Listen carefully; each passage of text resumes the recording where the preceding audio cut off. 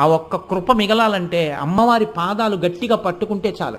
ఒక్కొక్కసారి భగవంతుని చేష్టితం ఎలా ఉంటుందంటే పైకి చాలా కష్టంలా కనపడుతుంది, కానీ ఆవిడ కష్ట రూపంలో చిన్న కష్టం ఇచ్చి పెద్ద సుఖాన్ని ఇస్తుంది. మనకి తెలియదు ఆ విషయాలు. పరమాచార్య మాటల్లోనే చెప్పాలంటే, నేను ఎలాగో ఇవాళ పరమాచార్య ప్రసక్తి తెచ్చాను కాబట్టి ఆయన మాటల్లోనే చెప్పవలసి వస్తే మీకు ఒక మాట చెప్తాను. వెనకటికి ఉప్పు వ్యాపారం చేసేవాళ్ళు గాడిదల మీద ఉప్పు బస్తాలు వేసుకుని ఊళ్ళోకి తీసుకెళ్ళి అమ్మేవారు. ఒకనకొకప్పుడు ఉప్పు అమ్మే వ్యాపారులు గాడిదల మీద ఉప్పు బస్తాలన్నీ వేసుకుని అరణ్యంలోంచి వెడుతున్నారు. దొంగలు చూశారు, వీళ్ళు ఉప్పు బస్తాలన్నీ పట్టుకెడుతున్నారా, ఉప్పు బస్తా అంటే చాలా బరువు, ఆ ఉప్పు పట్టుకెడుతున్నారు, వీళ్ళు ఉప్పు అమ్మి మళ్ళీ వస్తారు.